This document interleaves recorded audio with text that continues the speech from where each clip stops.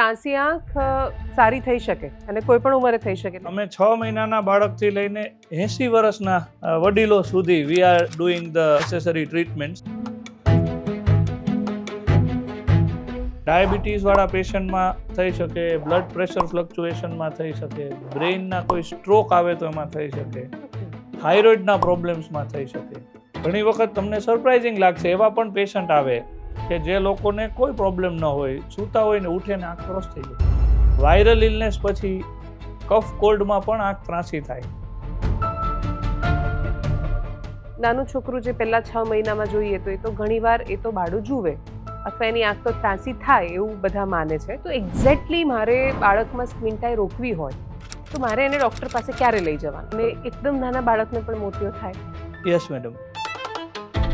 તો તમારે ત્યાં નાના બાળકોને પણ ટ્રીટ કર્યા હશે ને તમે? તો એ કેટલા નાના હોય છે એ બાળકો? As young as 20 day. 20 days. 20 દિવસના બાળકની અને 2 કિલોના બાળકની પણ સર્જરી અમે કરેલી છે. તો રિસેન્ટલી અમે -26 નંબર ઉતારેલા છે. Can you believe? એકદમ 16 બોટલ જેવો ગ્લાસ થઈ જાય. બાળકો જ્યારે ટીવી જોતા હોય છે તો એટલા બધા તલ્લીન થયા હોય છે કે આંખ પણ આમ સહેજ પણ એકવાર પલકાર પણ નથી એ કરતા, આમ ઝબકાવતા પણ નથી આંખો. તો આવી રીતે જો સતત બાળક ટીવી જુએ તો પણ એની આંખોને અસર થાય. જે બાળકો ખૂબ રડે એની આંખો ચોખ્ખી રહે? બાળક જન્મે ત્યારથી એને બીજું કશું જ લગાવે ન લગાવે, એની આંખોમાં બહુ જ બધું કાજલ લગાવીને કાળી કાળી આંખો કરી દે ને એવું કે આનાથી એની આંખો તેજસ્વી બનશે. તો એ મિથ છે. મિથ છે મેડમ. અમે ઘણીવાર સમાચારમાં જોઈએ કે કોઈ જગ્યાએ લઠ્ઠાકાંડ થાય કે બાકી કોઈ સમસ્યા થાય તો લોકો આંધળા કેમ થઈ જાય છે? મતલબ દારૂ પીવાને એને આંખને શું લેવા દેવા? નંબર રિમૂવ કરાવવા સારા કે લેન્સ પહેરવા સારા? તે તમારે પણ નંબર હતા ને તમે રિમૂવ કરાવ્યા? મને મેડમ -4 નંબર હતા.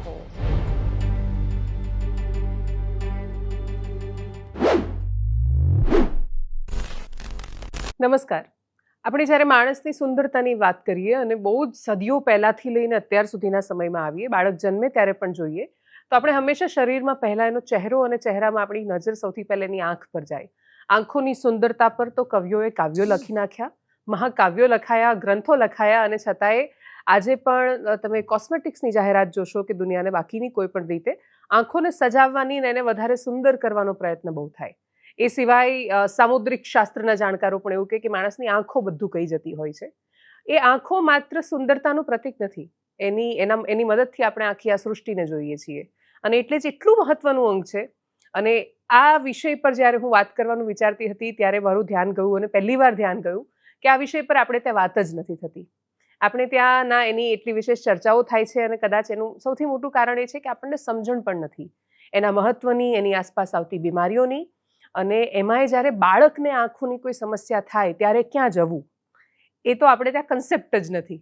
અને એટલે જ આખા વિષયને ખૂબ વિસ્તારથી સમજાવવા અનકટ પોડકાસ્ટમાં આજે મારી સાથે બહુ સ્પેશિયલ ગેસ્ટ છે ડૉક્ટર ઓમ પટેલ, અક્ષય હોસ્પિટલ રાજકોટથી આપણી સાથે જોડાયા છે. Thank you so much doctor for joining us. અને madam thanks a lot for inviting us today.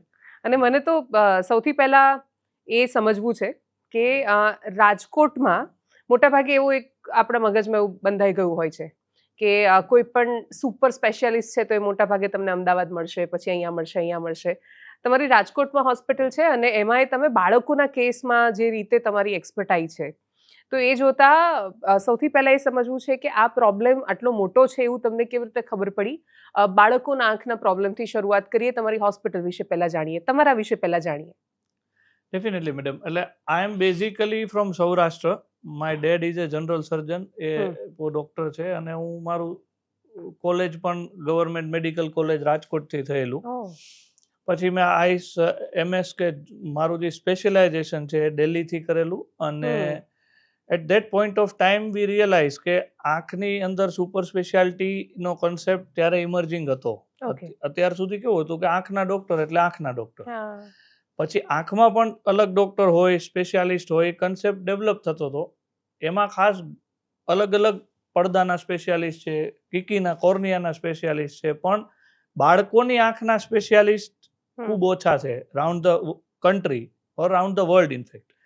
એમાં ગુજરાતમાં રિયલ નીડ હતી કે ગુજરાતની અંદર બાળકોની આંખમાં સુપર સ્પેશિયાલિસ્ટ હોય એવા ગણ્યા ગાંઠા લોકો હતા. અમુક સિનિયર પ્રોફેસર્સ હતા જે એક્સપિરિયન્સના આધારે they were trying to help, but specially trained people were not there. સૌરાષ્ટ્રમાં બહુ મોટું વેક્યુમ હતું અને ત્યારે મને રિયલાઇઝ થયું કે if you help an adult તો ડેફિનેટલી એને હેલ્પ થાય જ, પણ તમે જો કોઈ ચાઇલ્ડની લાઈફમાં ફરક કરી શકો કે એને જોતો કરી શકો તો that adds much more value to his personal self life family surrounding. અને એ બહુ અનટચડ ટોપિક હતો કારણ કે ચિલ્ડ્રન કોઓપરેટ ન કરે, એને જોવા અઘરા, એની ટ્રીટમેન્ટ અઘરી, આંખ એકદમ નાની ડેલિકેટ. એટલે ધેન વી થોટ કે will go into this. થોડું ડિફિકલ્ટ છે, થોડું કોમ્પ્લિકેટેડ છે, ટ્રેનિંગ એની ડિફિકલ્ટ છે, but then once the job satisfaction એમાં છે, કદાચ એડલ્ટ્સમાં છે જ પણ એના કરતાં વન સ્ટેપ અહેડ. ડૉક્ટર, આંખોના ડૉક્ટર વિશે મોટાભાગે બે સમજણ છે. એક એ મોતિયાનું ઓપરેશન કરે ને એક ત્યાં નંબર ચેક કરાવવા જાય લોકો. આના સિવાય મહત્વના કામ કયા હોય છે, કઈ એવી બીમારીઓ હોય છે, અને પેશન્ટ તમારી પાસે સૌથી વધારે શું કામ આવે છે? યસ મેમ, આંખની અંદર પેલા એ જ કન્સેપ્ટ હતો કે આંખનો પ્રોબ્લેમ એટલે મોસ્ટલી મોતિયાનો પ્રોબ્લેમ, બધીને વેલનો પ્રોબ્લેમ. હવે જેમ ટાઈમ સાયન્સ ડેવલપ થાય છે, સ્પેશિયાલિટી ડેવલપ થાય છે, એમ બેઝિકલી 5-6 સ્પેશિયાલિટી આઈઝમાં ડેવલપ થઈ છે. જેમ હું ત્રાસી આંખનો સ્પેશિયાલિસ્ટ છું, કે સ્ક્વિન્ટ આઈઝનો, ક્રોસ આઈનો સ્પેશિયાલિસ્ટ છું. એવી રીતે આંખના પડદાના સ્પેશિયાલિસ્ટ હોય જેને રેટિના સર્જન્સ કહેવાય, આંખની કીકીના કે કોર્નિયાના સ્પેશિયાલિસ્ટ હોય જેને કોર્નિયા સર્જન કહેવાય, ઇવન આઈલિડના પણ સ્પેશિયાલિસ્ટ હોય જેને ઓક્યુલોપ્લાસ્ટિક સર્જન કહેવાય. તો we have now many sub types. આંખના કેન્સરના સ્પેશિયાલિસ્ટ હોય, that is also a field. These are all new coming up super specialties. અને મારી સ્પેશિયાલિટીની વાત કરું તો ત્રાસી આંખમાં એક જનરલ મિથ છે કે ત્રાસી આંખ ખાલી કોસ્મેટિકલી ખરાબ લાગે, લોકો મજાક કરે, કોન્ફિડન્સ લો થાય. પણ સ્ક્વિન્ટ ઇઝ નોટ જસ્ટ કોસ્મેટિક. જો ત્રાસી આંખનું નાનપણથી અથવા મોટી એજે ટાઈમલી ટ્રીટમેન્ટ ન કરવામાં આવે તો it can cause one I blindness also. So practically આ બહુ મોટો વેક્યુમ ને ગેપ હતો અને છે હજી કે જેમાં અવેરનેસની બહુ જરૂર છે. ઓકે. અને ત્રાસી આંખ સારી થઈ શકે અને કોઈ પણ ઉંમરે થઈ શકે, એટલે મોટા થયા હોય કોઈ 15-20 વર્ષનું છે તો એનામાં પણ સીધી થઈ શકે? કોઈ પણ ઉંમરે મેડમ થઈ શકે. અમે 6 મહિનાના બાળકથી લઈને 80 વર્ષના વડીલો સુધી we are doing the necessary treatments. અમુક કેસમાં કોઈ એક્સરસાઇઝથી થઈ શકે, અમુકમાં ગ્લાસીસથી થઈ શકે, અમુકમાં સર્જરીઝની જરૂર પડે. બેઝિકલી ત્રાસી આંખ પણ અલગ અલગ ઘણા બધા પ્રકારની હોય. ઓકે. એની આંખ અંદર જતી હોય, બહાર જતી હોય, ઉપર નીચે ઇમ્બેલેન્સ હોય, અને એની અંદર પણ અલગ અલગ ટાઈપના ટ્રીટમેન્ટ ઓપ્શન્સ આપણને અવેલેબલ હોય. એટલે આંખમાં પણ ખાસ ત્રાસી આંખના સ્પેશિયાલિસ્ટ એને જોવે, એના મેજરમેન્ટ્સ લે, then he can decide, he or she can decide કે which is the best treatment, અને that can be treated at any age. અને એ સ્ક્વિન્ટ આઈ થાય કેમ? સ્ક્વિન્ટ આઈ થવાના બેઝિક રીઝનમાં જઈએ તો માઇન્ડ, આપણું બ્રેઇન, આંખના વ્હાઇટ પાર્ટમાં મસલ્સ આવેલા હોય, એ મસલથી આંખની મુવમેન્ટને કોર્ડિનેટ કરતું હોય. અવર બોથ આઈઝ, બે આંખ એક જગ્યાએ ફોકસ કરવી જોઈએ અને બધી દિશામાં ભેગી મૂવ થવી જોઈએ. હવે આંખ, મગજનું આંખના મસલ ઉપર કોર્ડિનેશન ડિસ્ટર્બ થઈ જાય તો અમુક મસલ જરૂર કરતાં વધારે કામ કરે, અમુક મસલ ઓછું કામ કરે.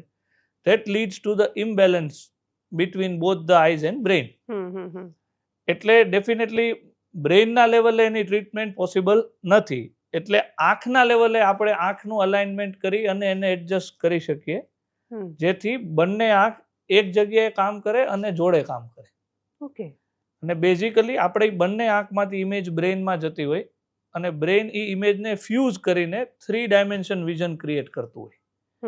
એટલે જે 3rd ડાયમેન્શન છે, જે ડેપ્થ પરસેપ્શન છે, એ તો જ શક્ય છે જો બંને આંખ એક હારે એક જગ્યાએ ફોકસ કરે. હવે સ્ક્વિન્ટ આંખમાં પ્રોબ્લેમ એવો થાય કે એક આંખ એક બાજુ જોવે, એક આંખ બીજી બાજુ જોવે. એટલે બ્રેઇનને બે અલગ અલગ સિગ્નલ જાય, એટલે બ્રેઇન કન્ફ્યુઝ થાય, એટલે બ્રેઇન એક આંખને ઇગ્નોર કરે અથવા સપ્રેસ કરે, એને યુઝ ન કરે. એક આંખ યુઝ ન થાય તો વ્યક્તિ એક જ આંખે જોવે, it is as good as one I blindness. તમે તમારી એક આંખને પેચ કરીને જોવો તો જેવું વિઝન હોય એવું વિઝન સ્ક્વિન્ટ વાળા પેશન્ટને, ત્રાસી આંખ વાળાને હોય. Only thing they don't realize because નાનપણથી એને આદત પડી ગઈ હોય. એટલે ત્રાસી આંખ પછી એક આંખ જે યુઝ ન થાય, સપ્રેસ રહે, તો એ લેઝી થતી જાય, એની નસ સુકાવા માંડે, અને એને લેઝી આઈ કે એમ્બ્લિયોપિયાનો પ્રોબ્લેમ કહેવાય, which is like A permanent blindness. અમુક એજ સુધી જો એમ્બ્લિયોપિયા ટ્રીટ ન કરીએ તો પછી લાઈફ લોંગ એ આંખ વીક જ રહી જાય.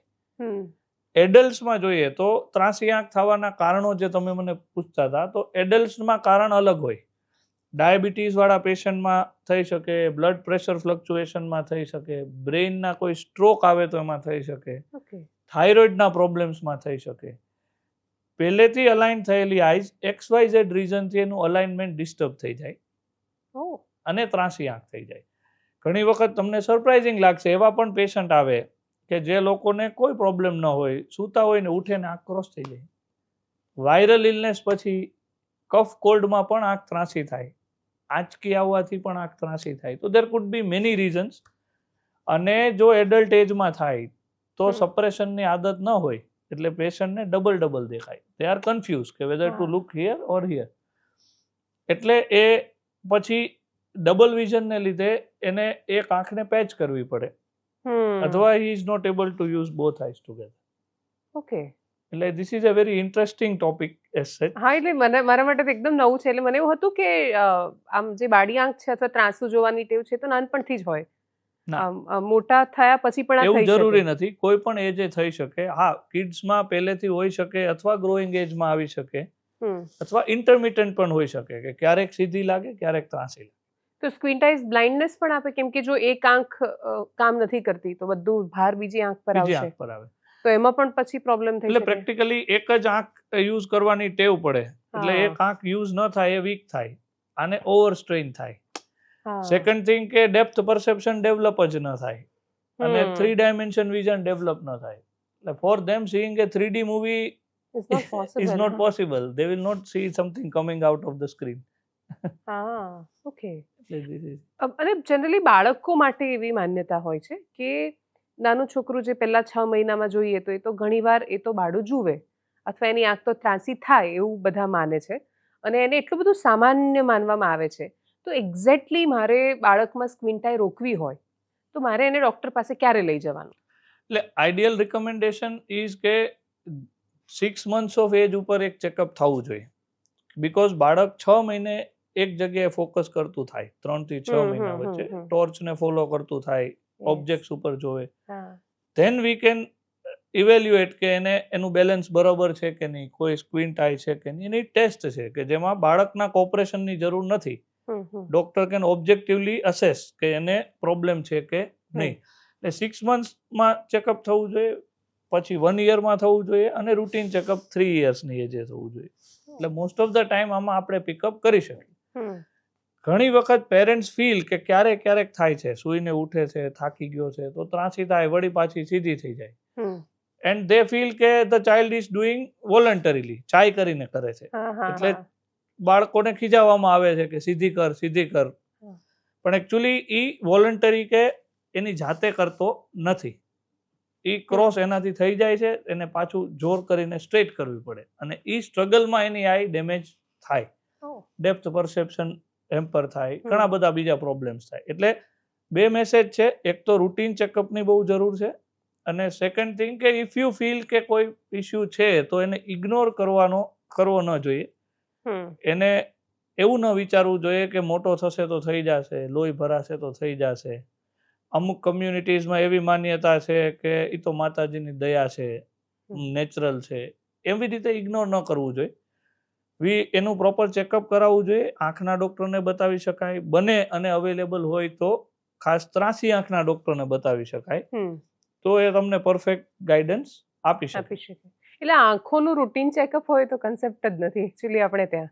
તો આ ચેકઅપ જે તમે કહ્યું કે 6 મહિને, 1 વર્ષે, 3 વર્ષે એ જે બાળકોને કરાવવું જ જોઈએ, તો એ કોઈ સિમ્ટમ્સ દેખાય એ પ્રકારના તો કરાવવું જોઈએ, કે એમ પણ ફોર અ સેફર સાઇડ આપણે જેમ રૂટીન ચેકઅપ કરાવીએ છીએ ઘણીવાર બોડીનું, એ રીતે કરાવવું જોઈએ, અને કોની પાસે કરાવવું જોઈએ? એટલે આઈડિયલ થિંગ ઇઝ કે રૂટીન ચેકઅપ જો કરાવી શકાય તો બેસ્ટ, બીકોઝ અમુક પ્રોબ્લેમ્સ એવા છે જે કદાચ પેરેન્ટ્સને ધ્યાનમાં ન આવે પણ આઈ સર્જન એને પિકઅપ કરી શકે. ખાસ પીડિયાટ્રિક આઈ સર્જન હોય તો વધારે પિકઅપ કરી શકે.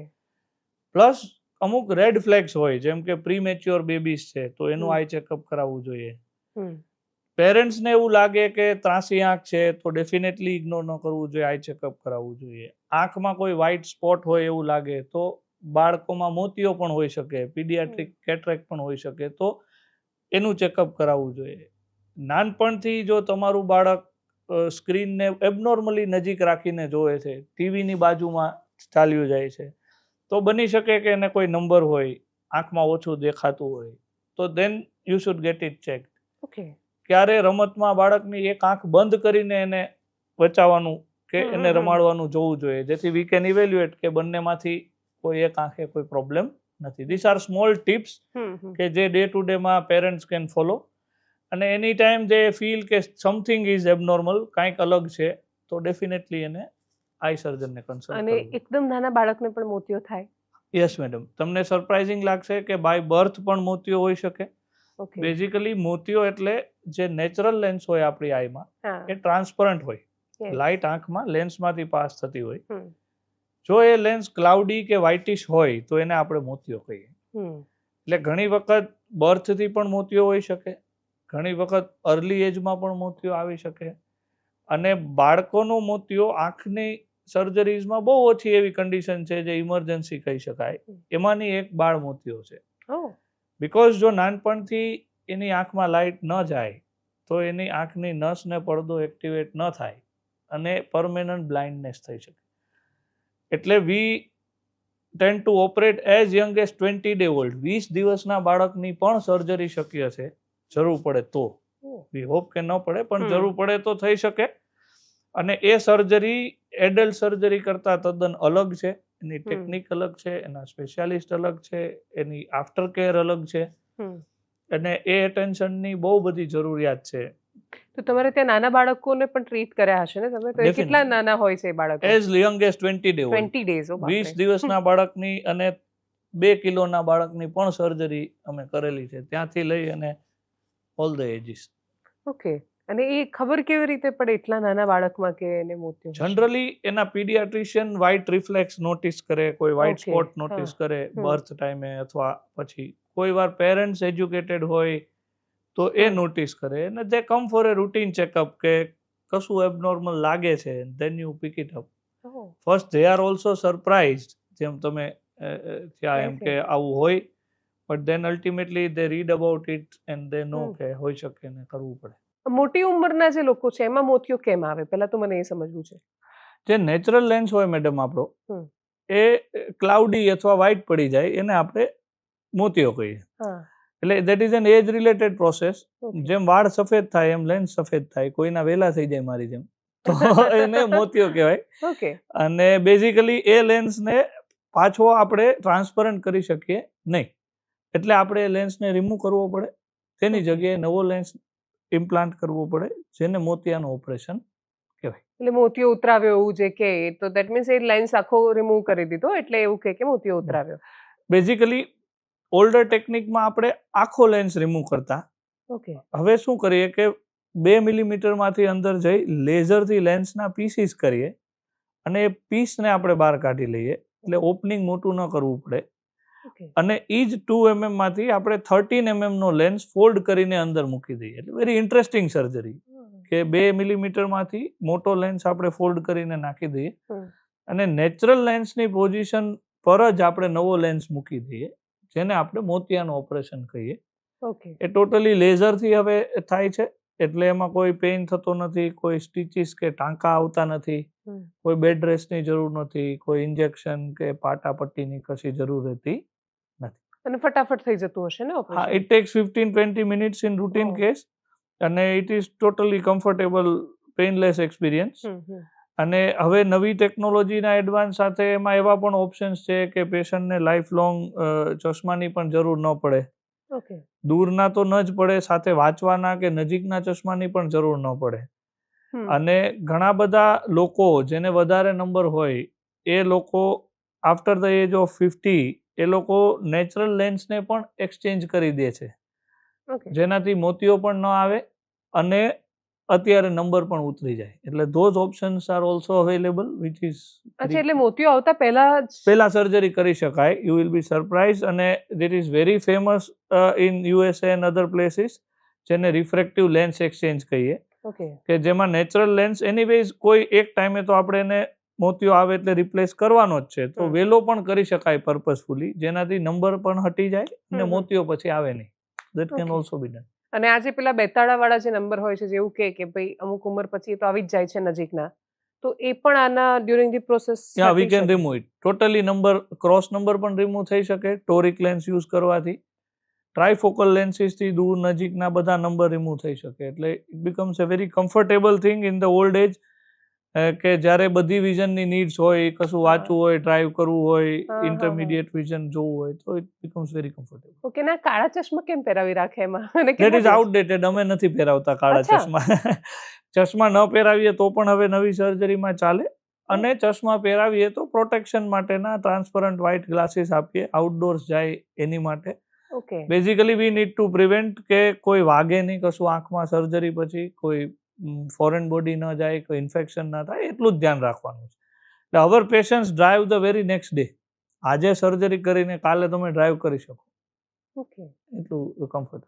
એટલે આ સ્ક્વીન ટાઈ કે મોતિયો કે કોઈ પણ પ્રકારની આ બીમારીઓ હોય તો જનરલી એવો માઇન્ડસેટ છે કે ભાઈ છોકરું બહુ નાનું છે ને એના પર ક્યાં સર્જરી કરવાની, તો એ મોટું થાય ત્યારે એની ટ્રીટમેન્ટ કરાવીશું એવું વિચારતા હોય છે. તો એ વિચારવું બરાબર છે કે નાના હોય ત્યારે જ? બિગેસ્ટ મિથ છે મેડમ. ઓકે. સૌથી મોટી ગેરમાન્યતા એ છે.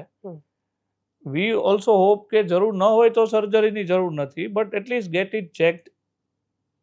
જો તમને ગાઈડ કરવામાં આવે તો યુ ઇવેલ્યુએટ, 2-3 ઓપિનિયન લ્યો, but don't ignore. If you feel કે ના આ બધું બધા સર્જન કહે છે તો કશું હશે, અને then you should go head with it. Okay. Because surgery has very good result. Timely treatment થાય તો વી કેન સેવ ધ આઈ. એક એજ પછી એ માત્ર કોસ્મેટિક સર્જરી બની જાય. યંગ એજમાં કરીએ તો એ વિઝન સેવિંગ પણ થઈ શકે. અને આ સ્ક્વીન ટાઈ જે આ ત્રાંસી આંખો હોય છે એમાં નાના હોય ત્યારે પણ સર્જરી થઈ શકે, મોટા થાય ત્યારે પણ થઈ શકે. તો નાના હોય ત્યારે કરાવી કેમ પ્રેફરેબલ? કેમ કે નાનું બાળક હોય ને સર્જરી કરાવતા મોટા ભાગે મમ્મી પપ્પાના મનમાં હંમેશા એક ડર હોય. પ્રેફરેબલ એટલે મેડમ કે બાળક નાનું હોય ત્યારે એની આંખ અને મગજ બંનેનું ડેવલપમેન્ટ થતું હોય. જો એ ટાઈમથી આઈ બ્રેઇન કોર્ડિનેશન નોર્મલ થઈ જાય તો વિઝન વધારે સારી રીતે બચી શકે, લેઝી આઈ ન થાય, ડેપ્થ પરસેપ્શન સારું આવે, 3D વિઝન સારું આવે. એટલે બાળકનું નોર્મલ ડેવલપમેન્ટ આપણે we can put it on the normal track. એક એજ પછી કરીએ તો ઇટ ઇઝ ટ્રીટેબલ, પણ જો ડેમેજ વિઝનનું થઈ જાય, ડેપ્થ પરસેપ્શનમાં થઈ જાય, તો એને રિવર્સ કરવું પછી ડિફિકલ્ટ છે. પછી it is more so over a cosmetic surgery. કે લુક માટે કર્યું છે. લુક માટે. Many people come to us at the college age, because this is not just vision. આ બેઝિકલી પોતાના સેલ્ફ ઇમેજ ઉપર અસર કરે, કોન્ફિડન્સ પર અસર કરે, સ્કૂલ પરફોર્મન્સ પર અસર કરે, સ્ટેજ કોન્ફિડન્સ પર અસર કરે, because everything is related to each other. એટલે ફોર એ ચાઇલ્ડ વિથ સ્ક્વિન્ટ એનું જે ગ્રોઈંગ પીરિયડ હોય ત્યારે એને સતત એને કોઈને કોઈ પાછું ટોણા માર્યા કરે, મજાક કરે એની.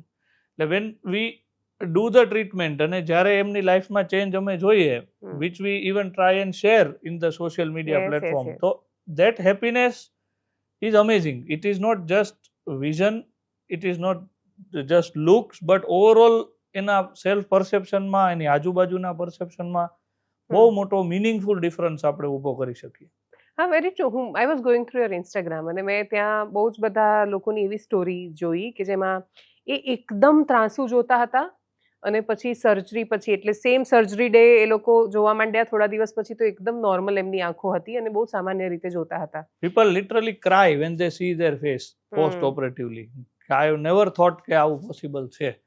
અને it is achievable 45 મિનિટ્સની પ્રોસિજર કે જેમાં કોઈ પેઇન નથી, કોઈ એવા કોમ્પ્લિકેશન નથી. બીકોઝ બેઝિકલી ત્રાંસી આંખની સર્જરી છે એ આંખના વ્હાઇટ પાર્ટ ઉપર કરવામાં આવે, જે આંખના મસલ્સ હોય. એટલે આંખને અંદરથી ખોલવાની નથી. આંખને કોઈ ડેમેજ થવાના ચાન્સ બહુ રેર છે. તો it is completely safe, completely achievable અને પ્રેડિક્ટેબલ, કે એમાં રિઝલ્ટ બહુ સારા છે અને it can change the life forever. હું એક જોઈ રહી હતી વિડીયો જેમાં તમારે લખ્યું હતું ઓસ્ટ્રેલિયા ટુ અક્ષા, એટલે છેક ત્યાંથી લોકો આવે છે ત્યાં હોસ્પિટલમાં? Yes, that is a very interesting case. એક ડેન્ટિસ્ટ છે Okay. જે બેઝિકલી ઓસ્ટ્રેલિયા પ્રેક્ટિસ કરે છે. Uh-huh. She is like 44-45 years of age, અને એને નંબર હતા, અને શી વોઝ લાઈક કે મારે એવું સોલ્યુશન જોઈએ છે કે દૂરના તો નંબર ઉતરે જ છે પણ ભેગું નજીકના પણ મારે પહેરવા ન પડે. હા. એટલે અમે એ સર્જરી એનામાં કરેલી હતી, જેને રિફ્રેક્ટિવ લેન્સ એક્સચેન્જ પ્રોસિજર કહેવાય. ઓકે. અને એમાં લાઈફ લોંગ એને દૂર નજીક બંને ચશ્મા ઉતારી શકાય. સાથે સાથે એને ફ્યુચરની અંદર મોતિયાનું પણ રિસ્ક ન રહે એ પ્રકારે પણ કરી શકાય. ઓકે. અને આ ચશ્મા ઉતારવા પરથી એ જાણવું છે મને કે આ હવે તો બહુ નાના બાળકોમાં પણ નંબર આવી જાય છે. પહેલાના સમયમાં હું જ્યારે યાદ કરું છું મમ્મી પપ્પાનો કે દાદા દાદીનો સમય, તો એ લોકો તો 80 વર્ષે બહુ સરસ જોઈ શકતા હતા. અને એવું અમે શું કર્યું અથવા હવે પછીના બાળકો એવું શું કરી રહ્યા છે કે બધાના આટલા બધા નંબર આવી રહ્યા છે? એટલે મેમ લાઈફસ્ટાઈલ ઘણી બધી ચેન્જ થઈ ગઈ છે. Okay. Over A period of time near work ઉપર ફોકસ આપણું વધ્યું છે, સ્પેશિયલી પોસ્ટ કોવિડ. હા. કે ડિજિટલ સ્ક્રીનનો ઉપયોગ વધ્યો છે. ટાસ્ક છે એ જનરલી આપણે નિયર ટાસ્ક વધી ગયા છે. પેલા distance vision was the prime focus. એટલે એને લગતા આ બધા નવા પ્રોબ્લેમ્સ અથવા જૂના પ્રોબ્લેમ્સ વધારે માત્રામાં બહાર આવે છે. જેમાં તમે જે કીધું એ માયોપિયા કે માઇનસ નંબર જેને કહેવાય, આઈ એબનોર્મલી લોંગ થાય, એની સાઇઝ હોવી જોઈએ એના કરતાં લાંબી થાય, એટલે માયોપિયા કે માઇનસ નંબર આવે. ઓકે.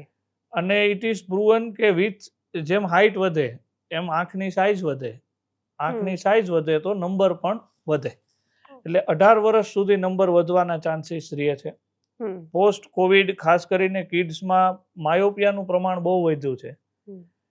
અમુક સર્વેઝમાં જાપાનમાં અને ત્યાં 8 આઉટ ઓફ 10 કિડ્સ, લગભગ 80% people are having glasses. So that is N upcoming pandemic કે જેને લગભગ બધા અફેક્ટ થાય છે, અને એને એટલીસ્ટ પ્રિવેન્ટ ન કરી શકાય તો રોકી તો શકાય એવું છે. એટલે એમાં અવેરનેસની બહુ જરૂર છે.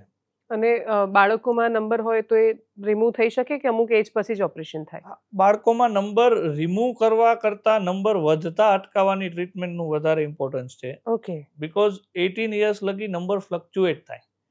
નંબર ઉતારવાનો કોન્સેપ્ટ એટલે જ આપણે કહીએ કે અરાઉન્ડ 18-20 યર્સ પછી ઉતારવા, જેથી સ્ટેબલ થઈ જાય નંબર. બટ એક બાળક છે જેને નંબર છે 2-3 નંબર છે, ટાઈમે એનું ચેકઅપ થઈ ગયું છે, એની જે નંબર ન વધે એવી ટ્રીટમેન્ટ્સ આપણે ચાલુ કરી દીધી છે, તો દેર આર ચાન્સીસ કે નંબર બહુ પ્રોગ્રેસ ન થાય, 2 થી 3-4 સુધી અટકી જાય.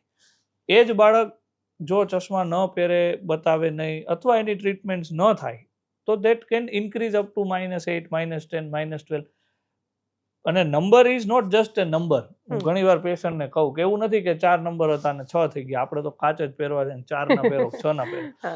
નંબર વધે એમ આંખનો પડદો વીક થાય, નંબર વધે એમ ગ્લોકોમા કે ઝામર થવાના ચાન્સ થાય, નંબર વધે એમ બીજા કોમ્પ્લિકેશન્સ વધે. એટલે whatever we can prevent that is best. એમાં લાઇફસ્ટાઇલ ચેન્જીસ થઈ શકે, અમુક ડ્રોપ્સ યુઝ કરી શકાય નંબર ન વધે એવા. અમુક સ્પેશિયલ ડિઝાઇનના ગ્લાસીસ આવે જેને માયોપિયા કંટ્રોલ ગ્લાસીસ કહેવાય, કે કિડ્સમાં રૂટીન ચશ્મા પહેરાવા કરતાં જો એ પ્રકારના ચશ્મા પહેરાવવામાં આવે તો નંબર વધતા અટકાવી શકાય. એટલે ઘણું બધું એમાં ડેવલપમેન્ટ છે, અને જો એ ફોલો કરીએ તો ઘણો બધો ડેમેજ ઓછો કરી શકાય. 100% ખતમ ન કરી શકાય તો ઓછો કરી શકાય. હું લાઇફસ્ટાઇલ એને કેવી રીતે આપણે રોકી શકીએ એના પર આવું એ પહેલા મને એ સમજવું છે કે આ જે પ્લસ નંબર હોય ને માઇનસ નંબર હોય, એમાં ફરક શું હોય? આ ડિગ્રી જે બધી ચેક કરતા હોય એમાં એ શું? Very nice question. બેઝિકલી આંખના નંબર 3 ટાઈપના હોય. પ્લસ નંબર આપણે સાંભળીએ, માઇનસ નંબર સાંભળીએ, અને ક્રોસ નંબર સાંભળીએ. આઈનું મોડલ જોઈએ તો આ આપણી કોર્નિયા કે કીકી છે, અંદર લેન્સ હોય છે, આ પડદો હોય છે, અને આ આંખની નસ હોય છે. તો દૂરથી આવતી લાઇટ આઈડિયલ સિચ્યુએશનમાં કોર્નિયામાંથી પાસ થઈને પડદા પર ફોકસ થવી જોઈએ. એની બદલે કોઈ વાર આંખ જો એબનોર્મલી લોંગ હોય તો આ લાઇટ પડદાની આગળ ફોકસ થઈ જાય, જેને આપણે માઇનસ નંબર કે માયોપિયા કહીએ. અને આંખની આગળ આપણે કોન્કેવ ગ્લાસીસ દેવા પડે. અમુક વાર આંખની લેન્થ શોર્ટ હોય તો આંખ પડદાની પાછળ લાઇટ ફોકસ થાય, તો જેને પ્લસ નંબર કહેવાય, તો આપણે કોન્વેક્સ લેન્સીસ અહીંયા દેવા પડે. અને કોઈ વાર કોર્નિયાનું કર્વેચર એબનોર્મલ હોય તો સ્ટ્રેટ આવતી લાઇટ ફોકસ થાય પણ અમુક એક્સિસથી કે ડિગ્રીથી આવતી લાઇટ ફોકસ ન થાય તો એને આપણે સિલિન્ડર નંબર કહીએ. ઓકે તો એમાં સ્પેસિફિક એક્સિસ ઉપર આપણે ચશ્મા આપવા પડે. ઓકે. અને આ ત્રણેય ટાઈપના નંબર હોય તો એમાં એ ત્રણેયમાં સર્જરી થઈ શકે. મને આઈ થિંક માઇનસ પણ છે ને સિલિન્ડ્રિકલ પણ છે, Yes. તો થાય એમાં? યસ મેમ, આમાં છે ને કોમ્બિનેશન્સ હોઈ શકે, okay. Minus spherical plus cylinder અને માઇનસ સિલિન્ડર્સ હા. બંને હોઈ શકે. ઓકે. ડેફિનેટલી સર્જરી થઈ શકે. હમ. સર્જરી નંબર ઉતારવાની સર્જરીમાં બેઝિકલી મોસ્ટ ઓફ ધ ટાઈપમાં આપણે આગળનો જે પાર્ટ છે કોર્નિયા હમ. એને આપણે લેઝર કરીને ફ્લેટ કરતા હોઈએ છીએ, એને રીશેપ કરતા હોઈએ છીએ. ઓકે. સો માઇનસ નંબરની અંદર આપણે કોર્નિયાને ફ્લેટ કરી દઈએ જેથી લાઇટ જે પડદાની આગળ પડે છે એ પડદા ઉપર ફોકસ થાય તો અહીંયા ચશ્માની જરૂર ન પડે. એટલે we can correct minus number, cylinder number અને પ્લસ નંબર બધા નંબરની સર્જરી પોસિબલ છે. જે પેશન્ટને બહુ ઝાઝા નંબર હોય તો એની અંદર કોર્નિયાને લેઝર કરવાની એક લિમિટ હોય, એનાથી વધારે લેઝર શક્ય નથી. તો આપણે આંખની અંદર નેચરલ લેન્સની આગળ એક વધારાનો લેન્સ મૂકી શકીએ જેને ICL ટેકનોલોજી કે ફેકિક IOL કહેવાય. એનાથી વધારે નંબર પણ ઉતરી શકે. મારા એક્સપિરિયન્સની વાત કરું તો રિસેન્ટલી અમે -26 નંબર ઉતારેલા છે. Can you believe? એકદમ સોડા બોટલ જેવો ગ્લાસ થઈ જાય. That also we have removed. એ નેચરલ લેન્સને ડિસ્ટર્બ કર્યા વગર નેચરલ લેન્સની ઉપર વધારાનો લેન્સ મૂકી અને we can remove that number.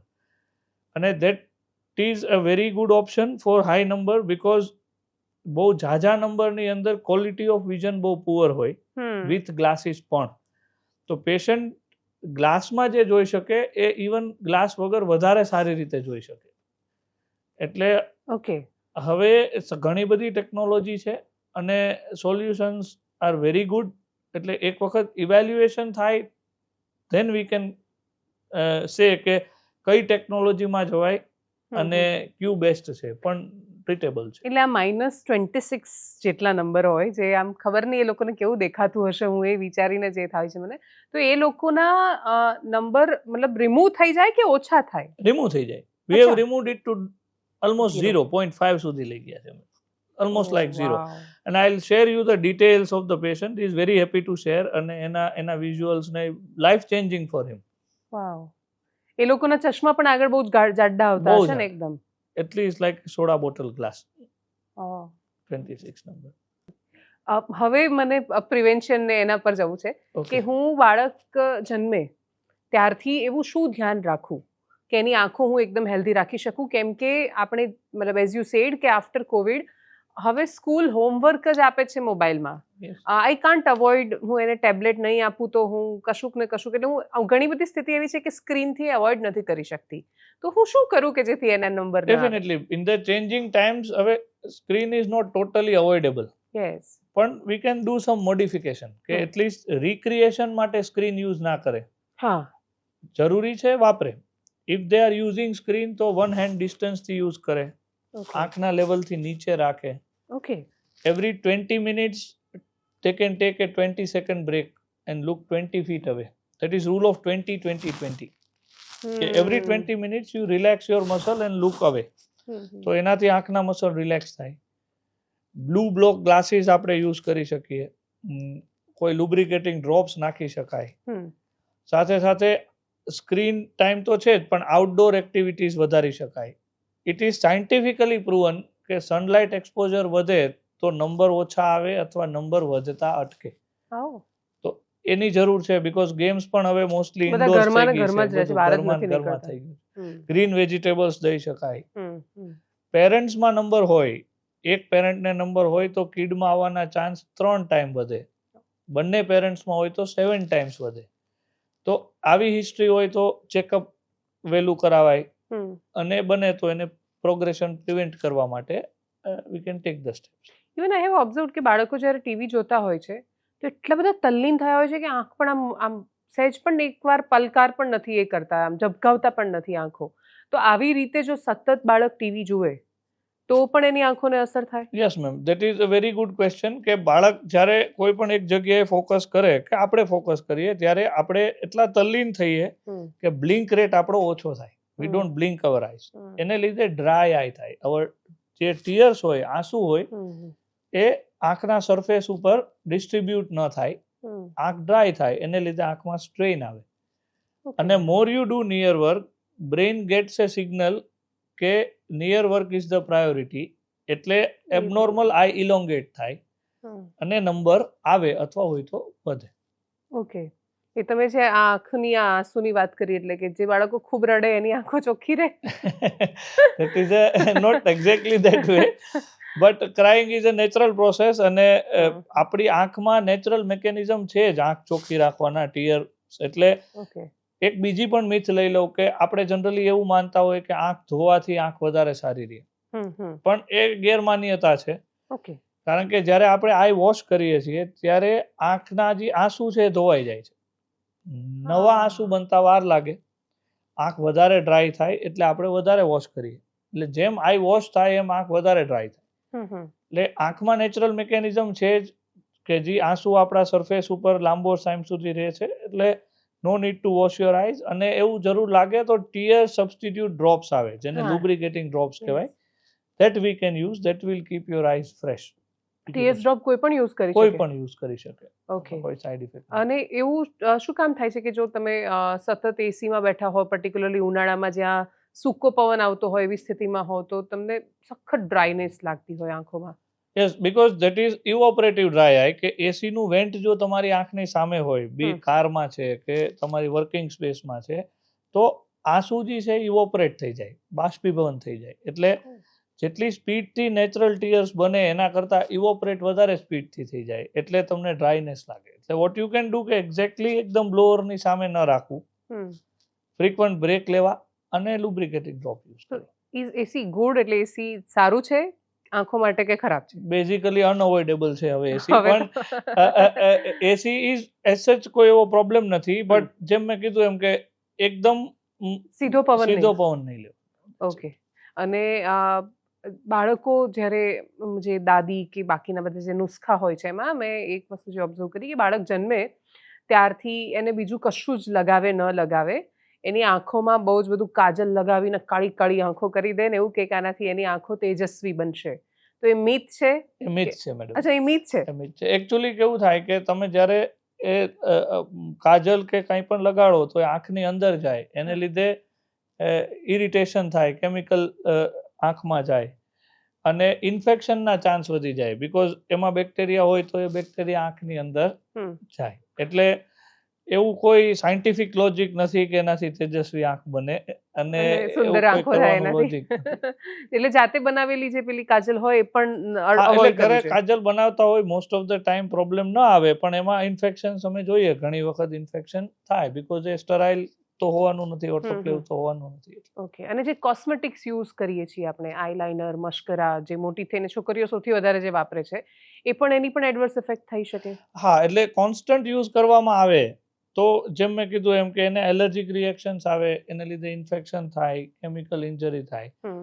As and when ઓકેઝન્સમાં if they use that is fine, પણ મોસ્ટ ઇમ્પોર્ટન્ટ કે એને પાછું ક્લીન કરવું જોઈએ અને એને પ્રોપર ક્લીન કરીને જ સૂવું જોઈએ. ઘણી વખત ઓવરનાઇટ રહી જાય છે આંખમાં, બહુ ફ્રીક્વન્ટ યુઝ કરે તો થાય. If you are allergic to any particular chemical or brand તો અવોઇડ ધેટ.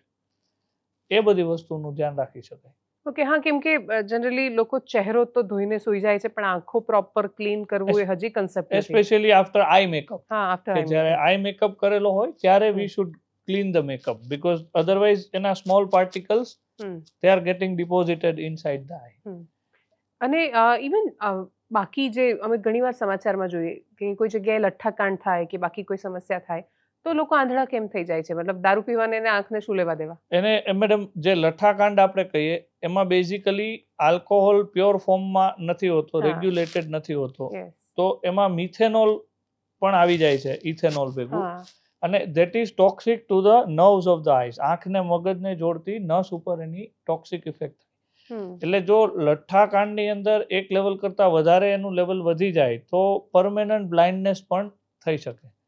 અને વી હેવ સીન કે ઘણી વખત એક જ દિવસમાં 5, 7, 10 પેશન્ટ ટોટલ બ્લાઇન્ડ આવે, then we track the history, તો એ બધા એક જ લોકાલિટીમાંથી, એક જ જગ્યાએથી, એક જ પાર્ટીમાંથી આવેલા હોય. એટલે ધીસ ઇઝ ઇમ્પોર્ટન્ટ કે એની માટે બહુ, અને specially that happens in the lower socio economic class, તો ત્યાં અવેરનેસ નથી. એટલે ઇન કેસ કશું થાય તો એને રિપોર્ટ કરવું જોઈએ. મોસ્ટ ઓવર પીપલ ફીલ કે that is due to hangover, કે એ તો હશે, થઈ જશે 2 દિવસમાં, થોડું બ્લર દેખાય છે પણ દેટ ઇઝ ફાઇન. પણ એકચ્યુઅલી જો એવી કોઈ સિમ્ટમ હોય તો they should consult A doctor. Okay. Even એક નાનપણથી બીજો એક કન્સેપ્ટ મેં જોયો, અમે લોકો બધા જ, કદાચ બધાએ કર્યો હશે, ઇવન વ્યુઅર્સે પણ બધાએ કર્યો હશે, કે સંતરા ફોલતા હોય તો એ આંખોમાં પેલું નાખી દે, આમ એના જે સંતરાની છાલ હોય આમ કરીને આંખોમાં નાખે, અથવા લીંબુ નાખે એનો રસ, અને એવું કે એનાથી આંખો ચોખ્ખી થઈ જાય અને આંખો વધારે સારું જોઈ શકે. એવું થાય? That is a misconception. કરતા હોય છે લોકો, પણ એનાથી કોઈ આંખ ચોખ્ખી થાય એવું કોઈ લિટરેચર નથી. અને એસિડિક હોય બેઝિકલી લીંબુનો રસ, ને એટલે આંખોમાંથી પાણી આવે, આંખોમાંથી પાણી આવે, રિફ્લેક્સ વોટરિંગ થાય, એટલે દે ફીલ કે આંખમાં પાણી એવું તો ભેગું બધું ચોખ્ખું થઈ ગયું, પણ એવું કોઈ લોજિક નથી એની. તો મતલબ હવે વર્ષોથી ટાઈમ પાસ કરતા આવ્યા છે આંખો ચોખ્ખી કરવાના નામ પર. સાયકોલોજીકલ મેડમ જાજુ છે, યુ ગેટ અ સેટિસ્ફેક્શન, પણ કોઈ સાયન્ટિફિક લોજિક નથી એમાં. ઓકે. બીટ ખાવાથી લોહી સરસ થાય, લોહીમાં એમાં હિમોગ્લોબિનમાં તમને લિટરલી સુધારો દેખાય, એમ હું શું ખાઉં તો મારી આંખો સરસ થઈ જાય? વિટામિન એ રીચ ફૂડ્સ લઈ શકાય, બીકોઝ આંખમાં જે પિગમેન્ટ્સ હોય એની અંદર વિટામિન એ હોય, એટલે વિટામિન એ રીચ ફૂડ્સ છે, જેમ કે કેરીઝ, મેંગોઝ છે, કે કોઈ પણ વિટામિન એ વાળા ફૂડ હોય એ તમે લ્યો તો આઈ ગેટ હેલ્ધી. એન્ટીઓક્સિડન્ટ વાળું જે ગ્રીન વેજીટેબલ્સ છે, એનાથી પાલક ને, એનાથી આંખ સારી રહે ઓવરઓલ.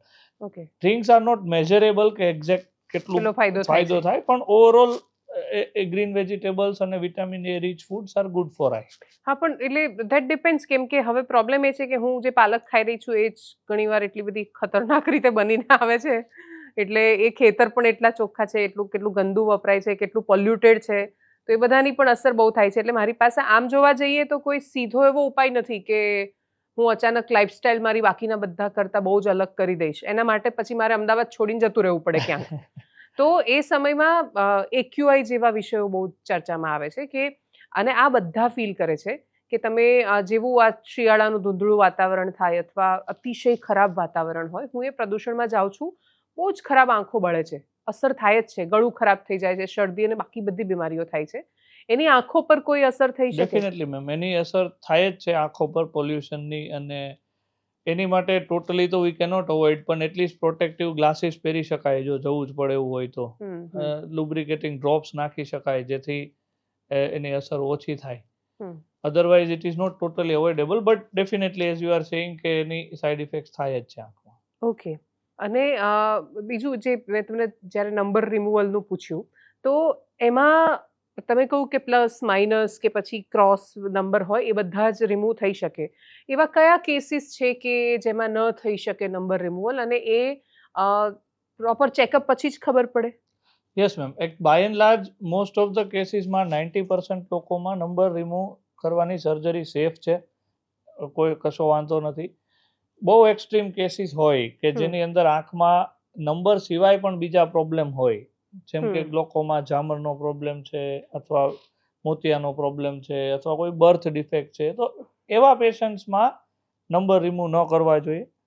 નંબર રિમૂવ કરવાની ઘણી બધી ટેકનોલોજી છે, એટલે કોઈ એક એવી ટેકનોલોજી નથી કે જે બધા માટે સારી હોય. ઓકે.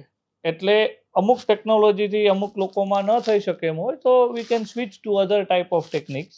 એટલે બેઝિકલી એ તમારા આઈ સર્જન એ ડિસિઝન લે તો દેટ ઇઝ ગુડ. ડેફિનેટલી આની અંદર ઘણું બધું માર્કેટિંગ પણ છે, એટલે એવી પણ મિથ છે કે XYZ thing is the best for everyone, તો એવું નથી. One size doesn't fit all. એટલે it is totally customize based on person to person. Okay. અને નંબર રિમૂવ કરાવવા સારા કે લેન્સ પહેરવા સારા? ડેફિનેટલી રિમૂવ કરાવવા સારા. અચ્છા.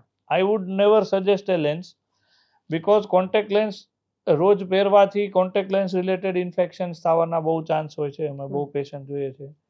કોન્ટેક્ટ લેન્સ ને લીધે એ આંખની કોર્નિયા પર રબ થાય કોન્ટેક્ટ લેન્સ, એટલે કોર્નિયા ઉપર કોન્સ્ટન્ટ ઇન્જરી થાય, એટલે કોર્નિયલ અલ્સર્સ થાય, ડ્રાય આઈના પ્રોબ્લેમ્સ વધે. એટલે either you can use glass which is perfectly fine, અથવા get a surgery which is a 15-20 minutes thing, totally painless, કોઈ એવા કોમ્પ્લિકેશન નથી, અને બાય સેકન્ડ ડે તો you are good to go. તમે બધું કરી શકો. આઈ હેવ ઓપરેટેડ ડોક્ટર્સ કે જે લોકો નંબર ઉતારવાની સર્જરી કરીને નેક્સ્ટ ડે ઓપીડી ઓપરેશન્સ બધું કરે છે, એટલે કોઈ એવો પ્રશ્ન જ નથી. અચ્છા, ડોક્ટર્સ પણ કરાવે છે? બહુ બધા doctors, we are doing many surgeries on doctors. મતલબ રિલાયબલ છે?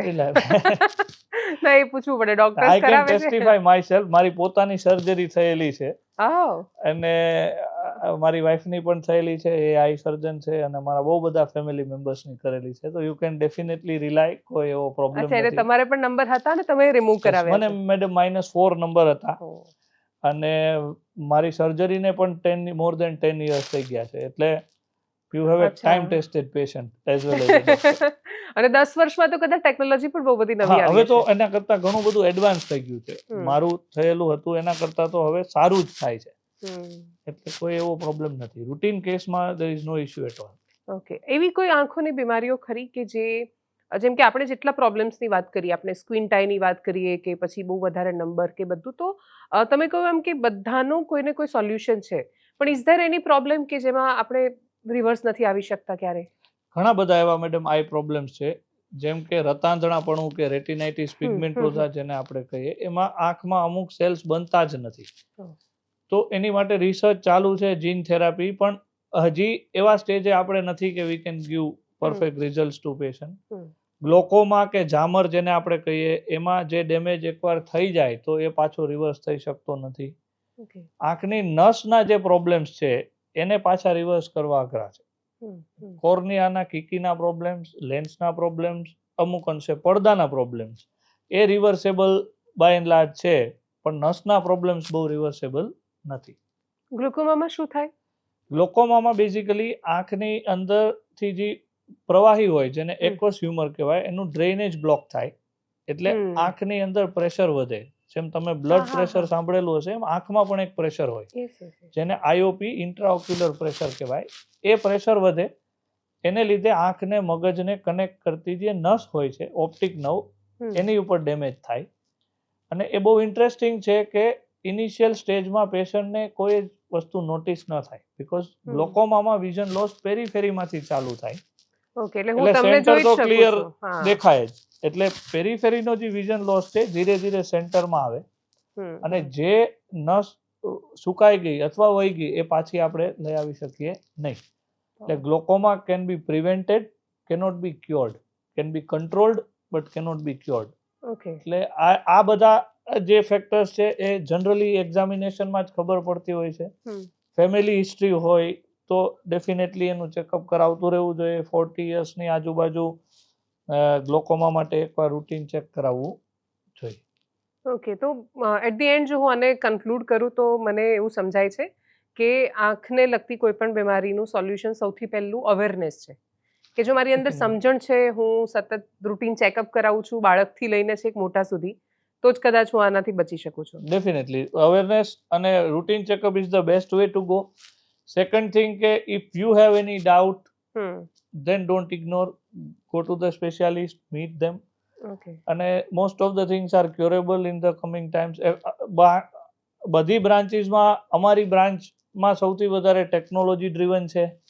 નવા ટેકનોલોજી, નવા મશીન્સ, નવા સોલ્યુશન, અને બહુ ઇન્ટરેસ્ટિંગ માઇક્રોસ્કોપિક માઇક્રોસર્જિકલ બ્રાન્ચ છે, એટલે વાવ ફેક્ટર પણ બહુ સારો છે. અમે ટ્રીટમેન્ટ આપીએ તો નેક્સ્ટ ડે પેશન્ટની લાઈફમાં જે ડિફરન્સ ઊભો થાય. અને હું વિડીયો જોઈ રહી હતી, એટલે હું એ જ જોઈ રહી હતી કે આ લોકોનું તો આખી લાઈફ બદલાઈ ગઈ હશે. એક નાની દેખાય અથવા કહેવાય નાની સર્જરી, પણ આ કેટલી, આ તો 15 મિનિટ, અને એમાંય જ્યારે નાના બાળકની કરો ત્યારે તો કેટલું બધું ફોકસ ને પ્રિસાઇઝનેસ કેટલી જોઈએ એમાં. તો ઇટ્સ ઓલ અબાઉટ, આપણે 2 મિલીમીટરમાંથી માઇક્રોસ્કોપિક સર્જરી કરવાની છે, તો સર્જિકલ સ્કિલનું ઓપ્થેલ્મોલોજીમાં બહુ ઇમ્પોર્ટન્સ છે. અને if we do it in the right way, we get amazing result, because result એકદમ અપ્રિશિએબલ છે. નેક્સ્ટ ડે થી જ ફીલ થાય, વિઝન ઇમ્પ્રુવ થાય, આંખ સ્ટ્રેટ થાય, પેશન્ટ કેન ફીલ ઇટ. એટલે recovery time is very law.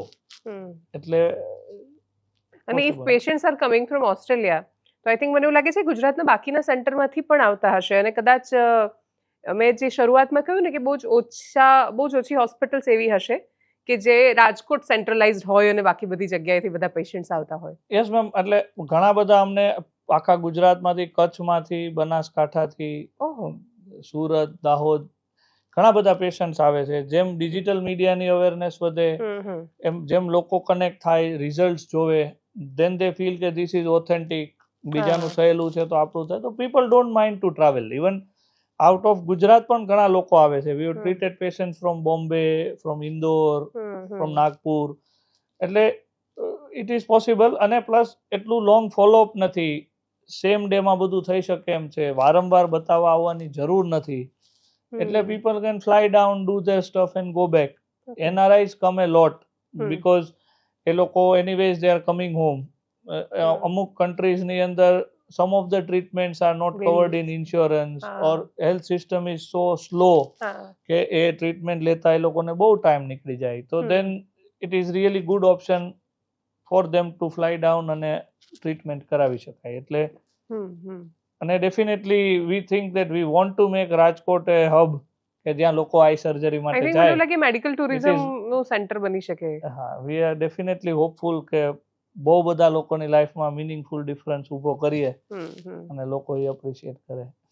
Thank you so much doctor Om Patel. અને હું એ જ આખા કન્વર્ઝેશનમાં એ જ વિચારી રહી હતી કે મેડિકલ ટુરિઝમનું સેન્ટર કોઈ એક શહેર કે એક જગ્યા કરતા જ્યારે અલગ અલગ જગ્યાએ આખું એ ફેલાય ત્યારે આખું રાજ્ય મેડિકલ ટુરિઝમનું બહુ મોટું હબ બની શકે, કેમ કે બહારથી બહુ જ બધા લોકો આવતા થાય એમાં.